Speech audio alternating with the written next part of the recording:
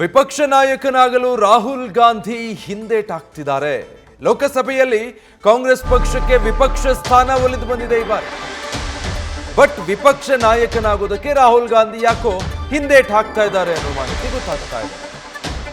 ಸರ್ಕಾರವನ್ನ ಪ್ರತಿ ಹಂತದಲ್ಲೂ ಕೂಡ ಇಕ್ಕಟ್ಟಿಗೆ ಸಿಲುಕಿಸೋದಕ್ಕೆ ಸಿದ್ಧತೆ ಆಗ್ತಾ ಇದೆ. ಅದಕ್ಕೆ ವಿಪಕ್ಷ ನಾಯಕನ ಸ್ಥಾನ ಬಹಳ ಮುಖ್ಯ. ಆದರೆ ರಾಹುಲ್ ಗಾಂಧಿ ಮಾತ್ರ ಇದನ್ನ ಒಪ್ಪೋದಕ್ಕೆ ಇನ್ನೂ ಕೂಡ ಸಮ್ಮತಿಸಿಲ್ಲ ಅಂತ. ವಿಪಕ್ಷ ನಾಯಕನಾದ್ರೆ ಆ ಜವಾಬ್ದಾರಿಯನ್ನ ಯಶಸ್ವಿಯಾಗಿ ನಿಭಾಯಿಸಬೇಕಾಗುತ್ತೆ. ದೊಡ್ಡ ಜವಾಬ್ದಾರಿ ಅದು. ಹೀಗಾಗಿ ಕೆ.ಸಿ. ವೇಣುಗೋಪಾಲ್ಗೆ ವಿಪಕ್ಷ ಸ್ಥಾನ ಒಲಿಯೋ ಸಾಧ್ಯತೆ ಇದೆ.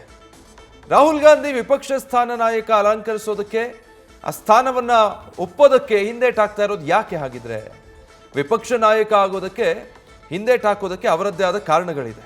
ಡೀಟೇಲ್ಸ್ ಕೊಡ್ತಾರೆ ಜಗದೀಶ್, ಲೈವ್ನಲ್ಲಿ ಜಾಯ್ನ್ ಆಗ್ತಾ ಇದ್ದಾರೆ. ಜಗದೀಶ್, ಈಗ ಕಾಂಗ್ರೆಸ್ ಅಧಿಕೃತ ವಿಪಕ್ಷ ಸ್ಥಾನ ಆಗೋದಕ್ಕೆ ಅಂದ್ರೆ ಅದಕ್ಕೆ ಬೇಕಾಗಿರೋ ಅರ್ಹತೆಯನ್ನ ಈ ಬಾರಿ ಪಡೆದುಕೊಂಡಿದೆ. ಬಟ್ ವಿಪಕ್ಷ ನಾಯಕನ ಸ್ಥಾನ ಅಲಂಕರಿಸೋದಕ್ಕೆ ರಾಹುಲ್ ಗಾಂಧಿ ಮೀನಾಮೇಷ ಎಣಿಸ್ತಾ ಇರೋದು ಯಾಕೆ?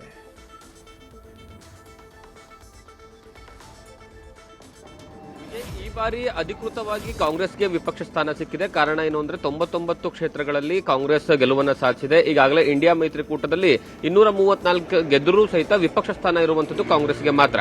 ಈ ಕಾಂಗ್ರೆಸ್ನ ನಾಯಕರುಗಳಲ್ಲಿ ಗೆದ್ದಿರುವಂತವರಲ್ಲೇ ಏನಂತಂದ್ರೆ ಅಧ್ಯಕ್ಷ ಸ್ಥಾನವನ್ನ ಅಂದ್ರೆ ವಿರೋಧ ಪಕ್ಷದ ನಾಯಕ ಸ್ಥಾನವನ್ನ ತೆಗೆದುಕೊಳ್ಬೇಕಾಗುತ್ತೆ. ಅದರಲ್ಲಿ ಪ್ರಮುಖವಾಗಿ ಕೇಳಿ ಬರ್ತಾ ಇರುವಂತದ್ದು ರಾಹುಲ್ ಗಾಂಧಿ ಅವರ ಹೆಸರು. ಎಲ್ಲಾ ಕಾಂಗ್ರೆಸ್ ನಾಯಕರುಗಳು ಸಹಿತ ರಾಹುಲ್ ಗಾಂಧಿ ಅವರು ಈ ಬಾರಿ ಏನಂದ್ರೆ ವಿಪಕ್ಷ ಸ್ಥಾನವನ್ನ ತೆಗೆದುಕೊಳ್ಳಬೇಕು, ಆ ಮೂಲಕವಾಗಿ ಸರ್ಕಾರನ ಇಕ್ಕಟ್ಟಿಗೆ ಹಾಕಬೇಕು ಅನ್ನುವಂತಹ ವಿಚಾರವನ್ನ ಬಹಳಷ್ಟು ಜನ ಮನವಿಯನ್ನ ಮಾಡ್ತಿದ್ದಾರೆ. ಆದ್ರೆ ರಾಹುಲ್ ಗಾಂಧಿ ಅದಕ್ಕೆ ಯಾವುದೇ ಕಾರಣಕ್ಕೂ ಸಹಿತ ಸಮ್ಮತಿಯನ್ನ ಸೂಚಿಸ್ತಾ ಇಲ್ಲ ಅನ್ನುವಂತಹ ವಿಚಾರ ಗೊತ್ತಾಗ್ತಾ ಇದೆ. ಕಾರಣ ಏನು ಅಂತಂದ್ರೆ, ಒಂದು ವೇಳೆ ವಿಪಕ್ಷ ಸ್ಥಾನದಲ್ಲಿ ಕೂತ್ಕೊಂಡಿರ್ತಕ್ಕಂತಹ ವ್ಯಕ್ತಿ ಯಾವುದೇ ಕಾರಣಕ್ಕೂ ಸಹಿತ ಸದನ ನಡೆಯುವಂತಹ ಸಂದರ್ಭದಲ್ಲಾಗಿರ್ಬೋದು ಅಥವಾ ಸದನದ ಹೊರಗಡೆನೂ ಸಹಿತ ಏನಂದ್ರೆ ಪ್ರತಿ ಹಂತದಲ್ಲೂ ಸರ್ಕಾರದ ವಿರುದ್ಧವಾಗಿ ಟೀಕೆ ಮಾಡೋದಾಗಿರ್ಬೋದು ಅಥವಾ ಅಲ್ಲಿ ಕೂತ್ಕೊಂಡು ಎಲ್ಲವನ್ನ ಆಲಿಸಬೇಕಾದಂತಹ ಪರಿಸ್ಥಿತಿ ನಿರ್ಮಾಣವಾಗುತ್ತೆ. ಹಾಗಾಗಿ ಅಷ್ಟರ ಮಟ್ಟಿಗೆ ರಾಹುಲ್ ಗಾಂಧಿ ಏನಂದ್ರೆ ಅಲ್ಲಿ ಕೂತ್ಕೊಳ್ಳೋದಕ್ಕೆ ಆಗೋದಿಲ್ಲ ಅನ್ನುವಂತಹ ವಿಚಾರ. ಇದಕ್ಕೆ 2-3 ಕಾರಣಗಳಿದಾವೆ.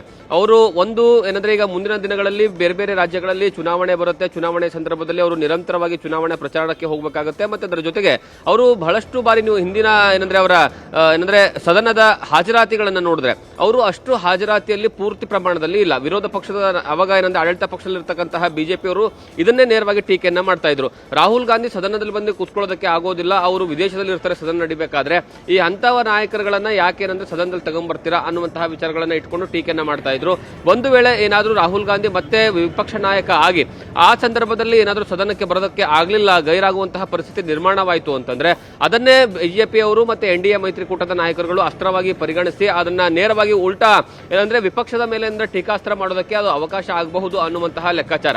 ಮತ್ತೊಂದು ಕಡೆಗೆ ನೀವು ವಿಪಕ್ಷ ನಾಯಕ ಆದ್ರೆ ತನ್ನದೇ ಆದಂತಹ ಜವಾಬ್ದಾರಿಗಳಿದಾವೆ, ಆ ಜವಾಬ್ದಾರಿಯನ್ನು ನಿಭಾಯಿಸಬೇಕಾಗುತ್ತೆ. ಯಾವುದೇ ಕಾರಣಕ್ಕೂ ಸಹಿತ ಸಣ್ಣ ಪ್ರಮಾಣದಲ್ಲೂ ಜವಾಬ್ದಾರಿಗೆ ಏನಂದ್ರೆ ಹಿಂದೆ ಸರಿದಿದ್ದೇ ಆದ್ರೆ ಅದು ದೊಡ್ಡ ಮಟ್ಟದಲ್ಲಿ ಚರ್ಚೆಗೆ ಗ್ರಾಸವಾಗಬಹುದು ಅನ್ನುವಂತಹ ಲೆಕ್ಕಾಚಾರ ರಾಹುಲ್ ಗಾಂಧಿ ಅವರ ಹತ್ರ ಹಾಗೆ ಕಾಣಿಸ್ತಾ ಇದೆ. ಹಾಗಾಗಿ ಯಾವುದೇ ಕಾರಣಕ್ಕೂ ಸಹಿತ ರಾಹುಲ್ ಗಾಂಧಿ ಅವರು ಏನಂದ್ರೆ ಈ ಬಾರಿ ವಿಪಕ್ಷ ಸ್ಥಾನದಲ್ಲಿ ಕೂತ್ಕೊಳ್ಬಾರ್ದು, ಅಧ್ಯಕ್ಷ ಸ್ಥಾನದಲ್ಲಿ ಅಂದ್ರೆ ಅದು ವಿಪಕ್ಷದ ಸ್ಥಾನಕ್ಕೆ ಏನಂತಂದ್ರೆ ಹೋಗಬಾರ್ದು ಅನ್ನುವಂತಹ ಲೆಕ್ಕಾಚಾರದಲ್ಲಿದ್ದಾರೆ. ಹಾಗಾದ್ರೆ ಯಾರು ಆ ಒಂದು ಸ್ಥಾನಕ್ಕೆ ಹೋಗ್ತಾರೆ ಅನ್ನುವಂತಹ ವಿಚಾರವೂ ಸಹಿತ ದೊಡ್ಡ ಮಟ್ಟದಲ್ಲಿ ಚರ್ಚೆಗೆ ಗ್ರಾಸವಾಗ್ತಾ ಇರುವಂತದ್ದು. ಯಾಕಂದ್ರೆ ವಿರೋಧ ಪಕ್ಷದ ನಾಯಕ ಆಗಬೇಕು ಅಂತಂದ್ರೆ ಒಂದು ಸರ್ಕಾರದ ಮೇಲೆ ಏನೋ ಹಿಡಿತವನ್ನು ಸಾಧಿಸುವಂತಹ ಕೆಲಸವನ್ನ ಮಾಡಬೇಕು. ಅಂದ್ರೆ ಅವರ ಮೇಲೆ ನೇರವಾಗಿ ಟೀಕೆನ ಮಾಡೋದು, ಅವ್ರನ್ನ ಏನಂದ್ರೆ ಪ್ರತಿ ಹಂತದಲ್ಲೂ ಸಹಿತ ತಪ್ಪನ್ನ ಗುರುತಿಸುವಂತಹ ಕೆಲಸವನ್ನ ಮಾಡಬೇಕು. ಮತ್ತೊಂದು ಕಡೆಗೆ ಏನಂದ್ರೆ ತಮ್ಮ ಪಕ್ಷ ಮತ್ತೆ ಇಂಡಿಯಾ ಮೈತ್ರಿಕೂಟದ ನಾಯಕರ ಎಲ್ಲರನ್ನೂ ಸಹಿತ ಪರಿಗಣನೆಗೆ ತೆಗೆದುಕೊಳ್ಬೇಕು. ಹಾಗಾಗಿ ಕೆ.ಸಿ. ವೇಣುಗೋಪಾಲ್ ಅವರ ಹೆಸರು ಕೇಳಿ ಬರ್ತಾ ಇರುವಂತದ್ದು. Vijay, thank you Jagadish. News first, ನಿರ್ಭೀತಿಯಿಂದ ನಿಮ್ಮ ಪರವಾಗಿ.